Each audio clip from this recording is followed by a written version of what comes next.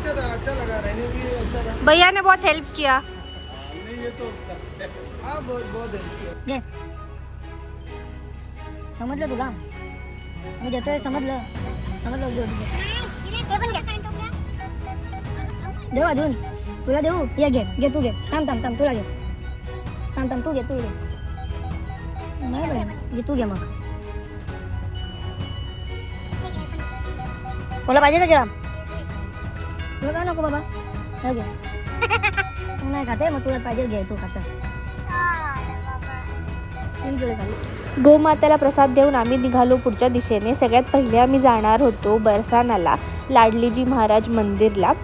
असं म्हणतात की वृंदावनला तुम्ही जेव्हा कधी याल तेव्हा सगळ्यात पहिले बरसानाला जायला पाहिजे, बिकॉज कृष्णाला राधाराणी प्यारी होती आणि इकडे राधाराणीला लाडलीजी म्हणतात आणि त्यांना कृष्णापेक्षा जास्त महत्त्व दिलं जातं।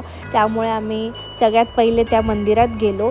खूप छान दर्शन झालं, धक्काबुक्की होतेच बिकॉज गर्दीच एवढी होती आणि सगळ्यांना वृंदावन प्यारच आहे त्यामुळे लोक कायम इकडे येतच असतात। दर्शन केलं, इकडून छान बरसानाचा व्ह्यू मिळतो पूर्ण सिटीचा। या लोकांसारखी भक्ती करणं खूप डिफिकल्ट आहे आपल्यासाठी, बट यांचे पाया पडून आम्ही पुढे निघालो बिकॉज आमच्यासाठी हेच खूप मोठी गोष्ट होती।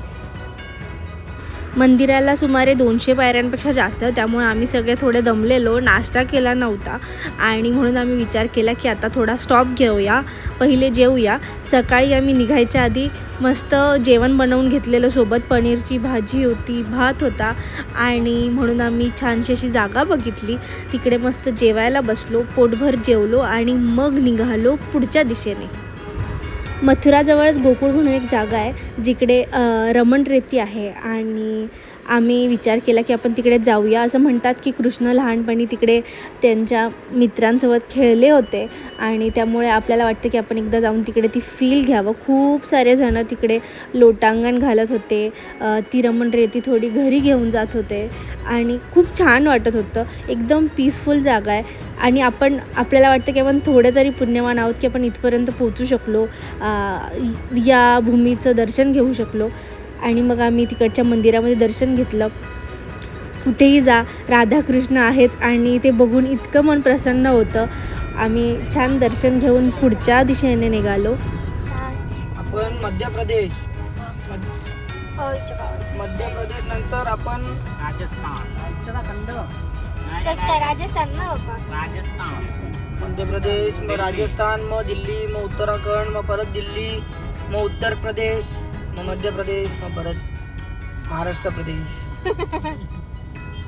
वृंदावनवरून आग्रा खूप जवळ आहे त्यामुळे आम्ही विचार केला की आलोच तर आपण ताजमहल बघूया, but unfortunately it was closed, entry बंद होती। त्यामुळे आम्ही पुढच्या दिशेने निघालो।